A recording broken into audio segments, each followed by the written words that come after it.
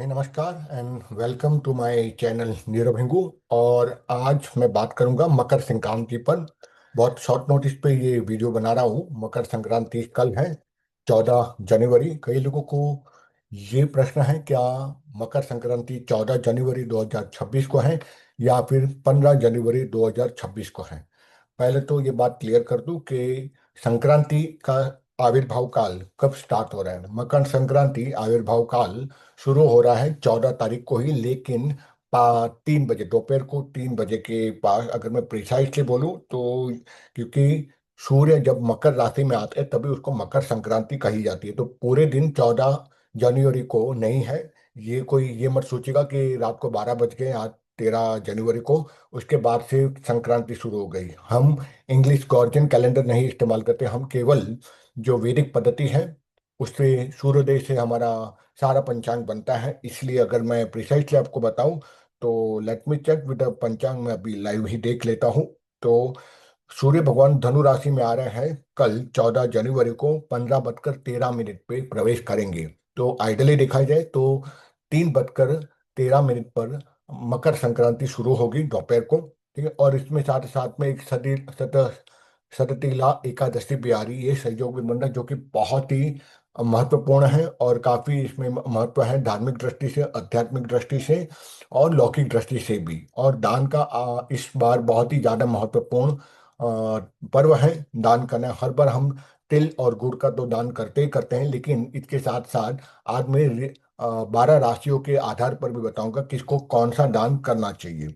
तो चलिए, without wasting time, मैं ये तो 12 राशियों वालों की सबके लिए कंपलसरी है कि वो तिल गुड़ का दान करें। इसके अलावा हम क्या कर सकते हैं, जैसे पहले आती है मेष राशि, और उनके लिए क्या रहे, अगेन तिल और गुड़ का दान करें।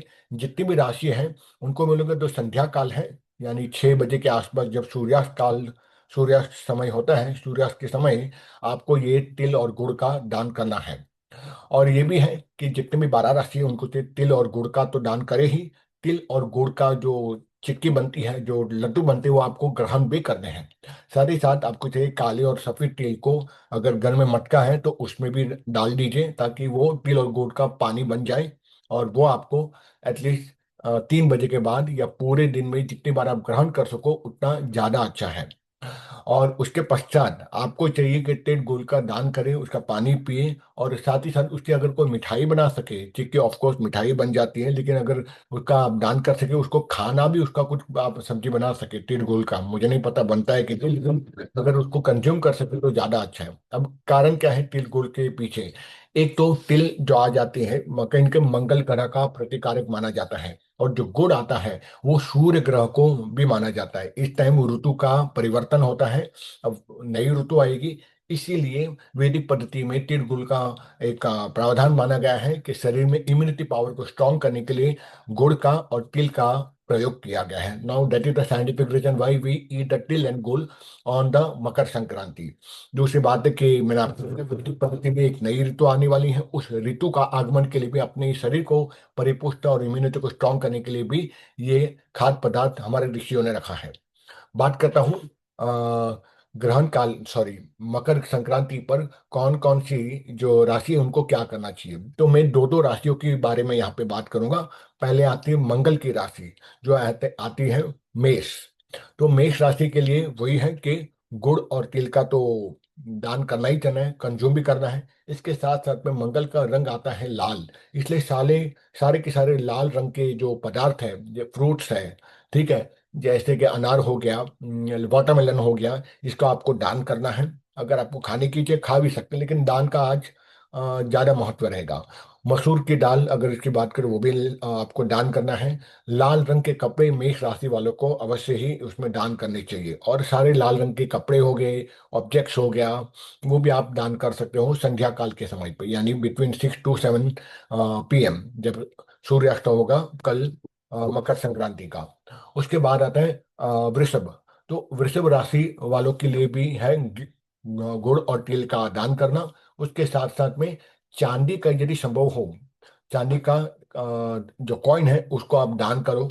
चावल का भी दान कर सकते हो। मिनिमम अगर कोई भी दान आप देते हो मंदिर में या किसी भिक्षुक हो या किसी गरीब निर्जन को, तो 100 ग्राम तो मिनिमम, मैं तो बोलता हूँ 1 किलो देना चाहिए। 100 ग्राम से कुछ नहीं होता, 1 किलो तो चावल मिनिमम देना ही चाहिए दान में। कोई भी चीज हो, अगर धान्य की बात करें तो 1 किलो से नीचे ना दे। बाकी आपकी जितनी सामर्थ्य हो उतने आप दे सकते हो। फिर आता है दूध। वृषभ राशि के लिए दही है, सारे सफेद पदार्थ और सफेद रंग के कपड़े, ये दान में देने चाहिए।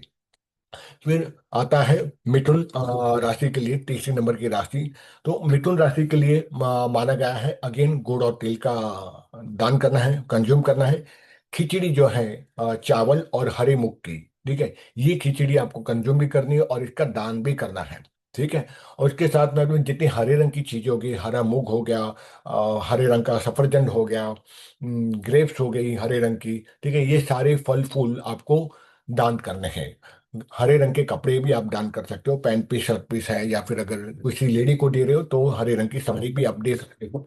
साड़ी भी आजकल एक अच्छी क्वालिटी की 500 में आ जाती है, तो वो भी, क्योंकि आप वस्त्र अगर किसी को देते हो दान में तो वो उसको पहनेगा तो उसके अंदर से एक बहुत ही अच्छी सद्भावना आएगी जिसको आप दोगे। तो मैं मानता हूँ दान में अगर कपड़े और अन्न का दान सबसे श्रेष्ठ मैं मानता हूँ। उसके बाद चौथी नंबर की राशि यदि कर्क आती है। कर्क वालों के लिए भी अगेन तिल का दान है संध्या काल में। सारे सफेद रंग की वस्तु है, ठीक है, जैसे दूध हो गया, दही हो गया, मट्ठा हो गया, लस्सी हो गई, फ्रूट्स हो गए सफेद रंग के। सफेद रंग के फ्रूट में कौन से आते हैं, मुझे भी इतना नहीं याद आ रहा है, लेकिन जैसे लीची हो गया, लीची देखा जाएगा वो सफेद रंग का रहता है। ठंडी का मौसम है तो लीची भी मिलती है शायद अभी, तो वो भी आप दान कर सकते हो। सफेद रंग की सारी वस्तुएं और सफेद रंग के कपड़े भी दान करने चाहिए। उसके बाद पांचवी राशि जो आती है वो आती है सिंह की। बात करें सिंह लग्न की या सिंह राशि की, तो सिंह के लिए भी तिलगुल का दान और गेहूं, विशेष रूप से गेहूं और गुड़। कि गुड़ जो है वो सूर्य भगवान को प्रतिबिंब करता है और गेहूं भी भगवान सूर्य नारायण को ही प्रतिबिंब करता है, उसका एक रिप्रेजेंटेशन है। तो आपको गुड़ का, यदि आपका सूर्य नीच का है, सूर्य की डिग्री कम है, जिन लोगों की सूर्य लग्न के साथ साथ में कोई पाप ग्रह बैठा हुआ है, आप अपने ज्योतिष को पूछ सकते हो। और अगर कोई नेगेटिव है या पेरेंट्स के साथ आपके झगड़े हो रहे, विशेष रूप से पिता के साथ, तो सूर्य ग्रह कहीं ना कहीं खराब हुआ है, तो ऐसे लोगों के लिए स्त्री राशि या स्त्री लग्न दोनों के लिए मैं बोलूंगा गेहूं का दान करें या गुड़ का भी दान करें। गेहूं गुड़ खा भी सकते हैं, ठीक है, आकर रोटी गेहूं की तो हर कोई घर पे खाता ही, लेकिन उस दिन विशेष रूप से गुड़ का दान करो, गुड़ भी खाए सी लग्न वालों के लिए और या सी राशि के लिए। और ऑरेंज कलर का या लाल रंग का, आइतले में मतलब गेहुआ जो वस्त्र जो रहता है, सन्यासी जी हमारे जो पहनते हैं हमारे भारत में, वैसे ही गेहुआ रंग और भगवा रंग का वस्त्र का आप दान करें। तांबा उसमें विशेष रूप से महत्व रखते हैं, तो तांबे का भी दान कर सकते। तांबे का लोटा हो गया, कोई बर्तन हो गया, फिर मीठी रंग की कोई वस्तु हो गई, मीठा जो फल हो गया या मिठाई होगी जो गेहुआ रंग का हो, लाल रंग का हो, वो आप दान कर सकते हैं। उसके बाद आता है छठा आती है कन्या। कन्या लग्न की बात करें तो अगेन तिल गुड़ का 6-7 बजे के आसपास दान तो करे ही, साथ ही साथ खिचड़ी भी दान करें। अगेन हरे रंग की खिचड़ी, हरे रंग का मूंग, हरी सब्जियां जो आती है, ग्रीन लीफी वेजिटेबल्स, फ्रूट्स हो गए हरे रंग के, और हरे कपड़ों का दान करना चाहिए। उसके बाद आती है तुला। तुला वालों के लिए भी कहा जाता है कि सफेद रंग या चांदी विशेष रूप से महत्वपूर्ण होगी तुला वालों के लिए, तो चांदी का सिक्का दान करें। चांदी का सिक्के के साथ में चांदी के बर्तन यदि हम संभव हो तो दान करें। चावल हो गया, दूध हो गया, मट्ठा हो गया, दही हो गया, सफेद वस्त्र हो गए दान के लिए, ये श्रेष्ठतम माना जाएगा तुला राशि के लिए। फिर आती है वृश्चिक राशि या वृश्चिक लग्न। जिनका वृश्चिक राशि या वृश्चिक लग्न है, दोनों के लिए है गुड़ तेल का दान, प्लस सारे लाल रंग के पदार्थ, जैसे जैसे मैंने बताया था मेष वालों के लिए वही रिपीट है, वो उनके चाहिए लाल रंग के फ्रूट्स हो गए, अनार हो गए, फिर क्या बोलते हैं वाटरमेलन हो गया, मसूर की दाल हो गई, रंग के कपड़े हो गए, ये आप दान कर सकते हो। तो उससे आपको फायदा ही फायदा होगा ही, और अनेक गुना व्रत भी रहेगा। और अगेन जितने भी मैं दान की यहाँ बात कर रहा हूँ राशि के हिसाब से, उनको चाहिए सच्चे दिल से दे, मन में कहीं ना कहीं चिंकुश गिरे यानी कि एक मक्खी चूस गिरे ना करे। पैसे या फिर दान देने में कभी भी मन में यह ना रखे कि एकदम इंफीरियर क्वालिटी का ले लेता हूँ, ये सस्ता है और ये दान में दे देता हूँ। जब आप सस्ता वाला चीज आप दिमाग में रखते तो ऑटोमेटिकली दान का महत्व खत्म हो जाता है। और दूसरा बात, दान का महत्व तब खत्म हो जाता है जब आप अपने किए हुए दान का आप प्रचार करते हो, तो ये प्रचार कभी ना करें। तो ये बात हुई हमारी वृश्चिक लग्न वालों के लिए, नंबर 8वीं राशि। और इसके बाद 9वीं राशि है धनु लग्न के लिए या धनु राशि के लिए। अगेन, तिल और गुड़ का दान, चने की दाल, क्योंकि गुरु की राशि है तो चने का दाल इनको करना चाहिए। हाँ, हल्दी हो गई, केसर हो गया, ये भी उसके पदार्थ आते हैं गुरु महाराज के। तो धनु वारों के लिए चाहिए कि केसर और हल्दी का दान करें। पीले रंग के वस्त्रों का भी दान करें।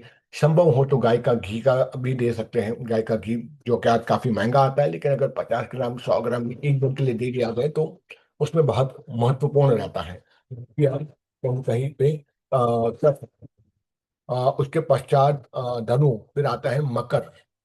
ठीक है, मकर राशि के लिए जो कि शनि महाराज की राशि है। ठीक है, गुड़ तिल का दान, प्लस काले रंग के सारे पदार्थ, जैसे काला तिल हो गए, काले रंग के कपड़े का दान हो गया, लवंग हो गई, काली उड़द की दाल हो गई। ठीक है, फिर उसके बाद काले रंग का कंबल हो गया, छाता हो गया, पर वो तो मानसून में दिया जाता है। काले रंग के जूते हो गए, सारे काले रंग की चीजें हैं जो शनि से संबंधित है, वो कुंभ राशि वालों को चाहिए कि तब दान दे दे। उसमें आ जाता है मकर और कुंभ दोनों के लिए सेम, सॉरी, मैं किसकी बात कर रहा हूं? मकर की बात कर रहा हूं। और कुंभ की दोनों की सेम ही रहेगी, शनि की ही है। तो मकर और कुंभ दोनों के लिए सेम रहेगा, गुड़ तेल का दान, काले रंग के वस्त्र, काले रंग के बर्तन तो नहीं मिलते तो काले रंग के सारे वस्त्र पदार्थ हो गए, काली मिर्च हो गई, काला तिल हो गया, लवंग हो गया, काली फ्रूट तो नहीं मिलते तो मैं वो नहीं भूलूंगा, काली उड़द की दाल हो गई और कंबल हो गया। और उसके बाद आते हैं मीन, अंतिम में अगेन धनु लग्न या धनु राशि जो गुरु की राशि है वही हो गया। गुड़ तिल का दान, चने की दाल, हल्दी हो गया, केसर हो गया, पीले रंग के वस्त्र हो गए, और गाय का घी संभव हो तो वो भी आप दे सकते हो। इस तरह से ये 12 राशि के बारे में मैंने आपको आज बताया। कोई विशेष चीज आपको जाननी है तो कमेंट्स में डाल सकते हो, वरना 12 राशि के हिसाब से मैं नीचे टाइमलाइन में डाल दूंगा, तो आप अपने राशि के हिसाब से दान को कर सकते हैं। इसके अलावा जब मकर संक्रांति काल हो तब स्नान का विशेष महत्व रहता है। स्नान है, मंत्र जाप है। और अगर आपको मंत्र जाप करना है कि किसका मंत्र जाप करें, तो आपको चाहिए भगवान सूर्य नारायण का मंत्र जाप करें। सूर्य मकर राशि में आती है तो सूर्य नारायण का मंत्र बहुत सारे हैं। एक है ओम सूर्याय नमः, एक दूसरा लक्ष्मी बीज के साथ है ओम रीम रीम सूर्याय नमः, और तीसरा जितना मुझे स्मरण हो रहा है ओम गृणी सूर्य आदित्याय नमः या गृणी आदित्याय नमः, ये भी एक मंत्र है। और सबसे सरल मैं मानता हूँ, जो मैं कई बार मेरे जबान पर है, ओम रीम रीम सूर्याय नमः। इस महामंत्र की आपको चाहिए कि सूर्य भगवान को आज विशेष रूप से अर्घ्य दीजिए मकर संक्रांति पे, सूर्य नारायण को सूर्योदय के समय भी। और जब मकर राशि में सूर्य महाराज प्रवेश करे तब सूर्य भगवान साक्षात परब्रह्म है। परब्रह्म परमात्मा भगवान सूर्य को अर्घ्य देते हुए 3:23 से शुरुआत हो जाएगी। तो तब आपको अर्घ्य देना है, और सूर्य को देखते हुए यदि संभव हो तो लाल रंग के कपड़े पहने, लाल रंग का आसन हो, पूर्वाभिमुख हो, और सूर्य भगवान को देखते हुए गणपति गुरु की माला की एक एक जप करे। अपने इष्ट देवता की जप अवश्य करे। उस दिन इष्ट और कुल देवता को नहीं भूलना है। गणपति गुरु हो गए, इष्ट देवता हो गए, आपके कुल देवता हो गए, और उसके बाद वो सूर्य भगवान को देखते हुए, अगर आप देख नहीं सकते, आंखों की बीमारी है, तो सामने तांबे के एक बड़े से पात्र में पानी डाल दे और उसमें सूर्य नारायण की छवि को देखते हुए आप ओम रीम रीम सूर्याय नमः ये कर सकते हैं। और जिनको आंखों की तकलीफ हो उसके लिए कल का दिन तो सबसे श्रेष्ठ है। इसीलिए श्रेष्ठ है कि सूर्य भगवान को देखते हुए 12 सूर्य आदित्य हृदय स्तोत्र का पाठ करें, और 12 चक्षुमती स्तोत्र का पाठ करें, और अंतिम में मिनिमम एक माला सूर्य भगवान की तो अवश्य ही करें। इस प्रकार से जब आप करते हो तो आपको अवश्य ही सफलता मिलती है। और अगर मेरी माने तो अंतिम भाग में पूजन के रूप में आपको चाहिए कि सूर्य भगवान को अर्घ्य दें, सूर्य आदित्य स्तोत्र का पाठ करें 12 या एक, और अंतिम में चक्षुमती स्तोत्र और सूर्य भगवान की एक माला, और अंतिम में राम का करें, क्योंकि भगवान राम सूर्यवंशी माने गए हैं। जो जो भी राम भक्ति हैं, रामपंथी हैं, उनको तो कल विशेष रूप से श्री राम का और सूर्य भगवान का अवश्य ही मंत्र और उपासना करनी चाहिए। तो ये बात रही मकर संक्रांति की। मिलता हूँ आपको एक और नए एपिसोड में आने वाले समय में। और आपके कोई प्रश्न हो तो कृपा करके कमेंट में डाल दीजिए, उसका उत्तर देने में मुझे काफ़ी खुशी होगी। तब तक के लिए धन्यवाद, शुभकामनाएं, और मकर संक्रांति आप सबको ढेर ढेर बधाई। 2026 हम सबका श्रेष्ठतम रहे, यही आकांक्षा के साथ यह वीडियो समाप्त करता हूँ। धन्यवाद।